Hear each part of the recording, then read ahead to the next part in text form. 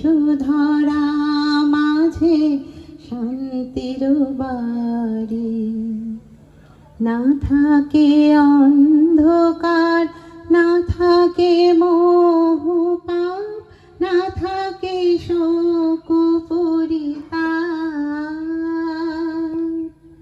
হৃদয় বিমল হোক, প্রাণ সবল হোক, হৃদয় বিমল হোক, প্রাণ সবল হোক, বিঘ্ন দাও অপসারি,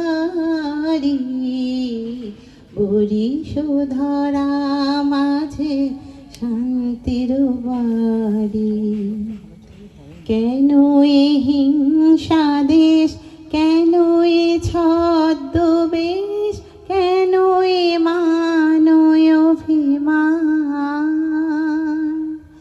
বিতর বিতর প্রেম পাষাণ হৃদয়ে, বিতর বিতর প্রেম পাষাণ হৃদয়ে, জয় জয় হো তোমারি, বরিশোধরা মাঝে শান্তির বাড়ি।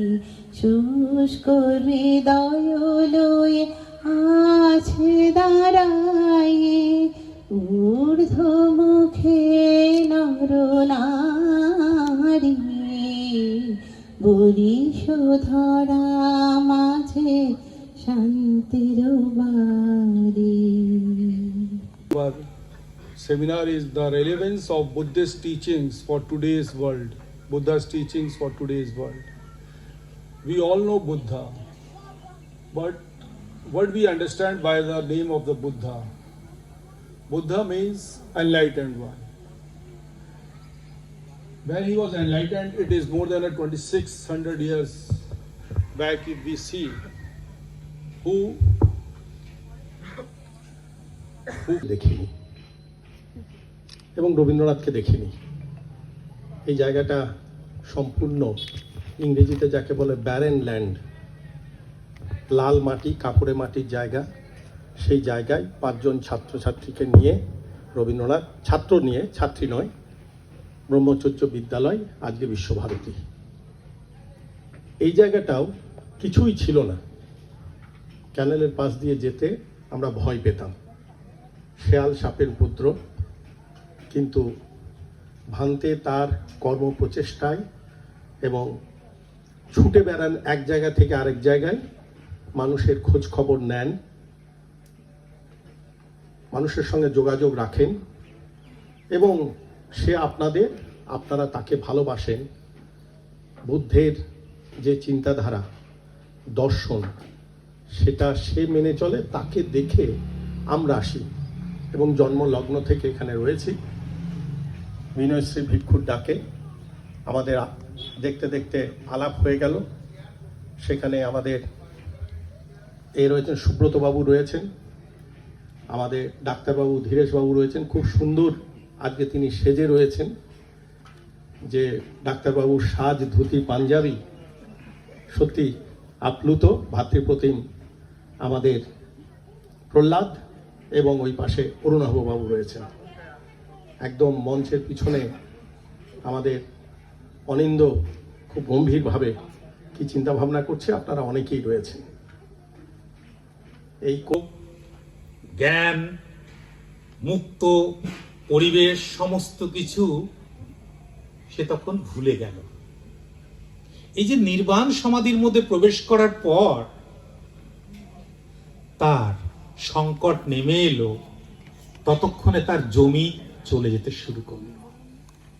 তার সামাজিক, রাজনৈতিক এবং দৈনন্দিন জীবনযাত্রা, সম্পদ উপার্জন, এগুলোর প্রতি তার অনীহা, নির্লিপ্ততা আসার ফলে সে এগুলো, নির্লিপ্ততা আসলে সব মানুষ তো নির্লিপ্ত হয়ে যায়নি।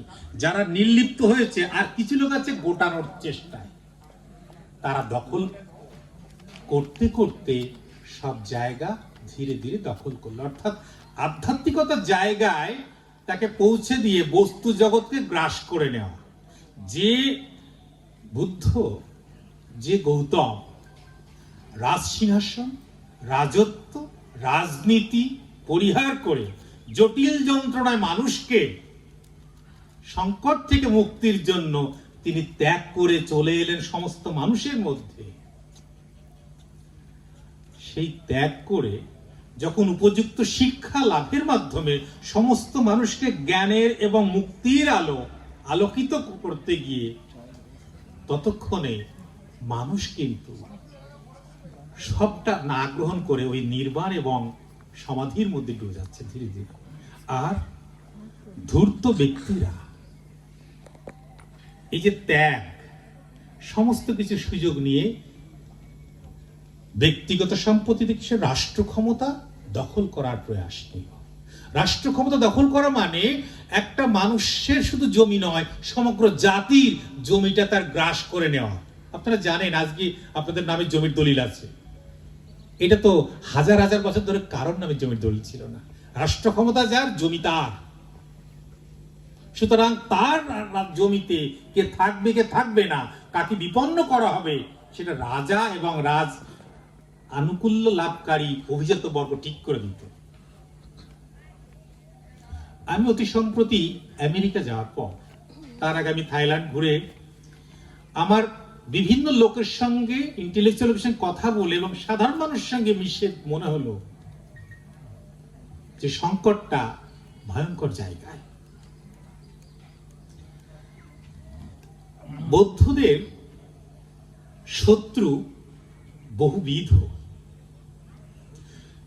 এটা প্রকাশ্যে বলতে শুরু করলো যখন মায়ানমার থেকে রোহিঙ্গাদের বিতরণ করা হলো। কিন্তু রোহিঙ্গাদের কেন বিতরণ করা হলো, কি কারণে, তারা কি সংকট, সেটা কিন্তু কোনো জায়গায় আলোচনা নয়। সেই উদ্বাস্তুর জন্য চোখের জল যাদের পড়ে, সেই যারা চোখের জল ফেলছে, তারা যখন অন্য জাতিকে উদ্বাস্তু করে ছাড়ছে, তখন তারা নীরব। বিশেষ কোনো ধর্মগোষ্ঠী তারা নিজেরা যতটা সংকীর্ণ, অন্য ধর্মগোষ্ঠীকে অন্য সংকীর্ণ অর্থে দেখে, বৌদ্ধদেরও তাই দেখে। কারণ এটা দৃষ্টিভঙ্গি তার নিজের জীবনচর্যার মধ্য দিয়ে এসছে। যার জন্য আমেরিকায় ইহুদিদের টাকা, ইহুদিদের জমি, ইহুদিদের সব জায়গায় তারা কারবার করছে, ইহুদিদের ঘৃণা করছে, গালাগাল দিচ্ছে। আবার এই রোহিঙ্গার বিষয় নিয়ে সারা আমেরিকাতে জনমানুষে একটা ছোট ছোট সংগঠিত প্রতিবাদ এবং বিষোদ্গার চলছে বৌদ্ধ বিরুদ্ধে। আপনারা জানেন দলাই লামা কেন ভারতবর্ষে, সেই একই কারণ, উৎখাত করা। তাহলে ভারতবর্ষ থেকে নির্বাণ সমাধি করতে করতে রাজনীতির ক্ষমতা শেষ, অন্যান্য দেশ যে দেশগুলোতে আছে সেখানেও ধীরে ধীরে কমতে শুরু করবে, বিপন্নতা আসতে শুরু করবে। এই কর্পোরেট জগতে যখন আমরা দেখব টাকা এবং ব্যবসায় শেষ কথা, সেই জন্য বৌদ্ধ উপর আক্রমণ মানে বৌদ্ধ ধর্মের উপর শুধু আক্রমণ নয়। আজকে অন্যান্য ধর্মের মানুষের উপর আক্রমণ মানে সেই ধর্মের সংস্কৃতি আর সেই ধর্মের মানুষের উপর আক্রমণ, তার জমি জায়গার প্রতি আক্রমণ। কিন্তু বৌদ্ধ ধর্মের প্রতি আক্রমণ, বৌদ্ধদের প্রতি আক্রমণ মানে মুক্ত জ্ঞান, মুক্ত আলো এবং সারা বিশ্বের শান্তিকামী এবং সকলের কল্যাণকামী ব্যক্তিদের বিরোধিতা করা, তাদেরকে বিপন্ন করা, তাদেরকে পদদলিত করে নিজেদের সাম্রাজ্যবাদী ক্ষমতাকে কায়েম করার প্রচেষ্টা রাখা। সুতরাং আমাদের সময় এসেছে যে শুধুমাত্র নিয়মতান্ত্রিকতায়, গৃহী জীবনে যেটুকু দরকার, গুরুর কাছে দীক্ষা আর নাম জপ করা আর একটু নিয়ম পালন করে আর একে অপরকে উপদেশ দিয়ে, এটা শেষ হয়ে যায় না। আমার যে রাজত্ব, যে রাজনীতি, যে সবকিছু ত্যাগ করে গৌতম এসেছিলেন, সেটা আমাদের দরকার। কারণ আমরা বিপন্ন হয়েছি। মানুষ রাষ্ট্র ক্ষমতাকেই যখন শেষ অস্ত্র বলে মনে করে, তখন রাষ্ট্র ক্ষমতাটাকে হারালে কিন্তু বিপন্নতার চূড়ান্ত জায়গায় পৌঁছে যেতে হবে। আমি বলছি বৌদ্ধ ধর্মে নতুন সংযোজন অস্তিত্ব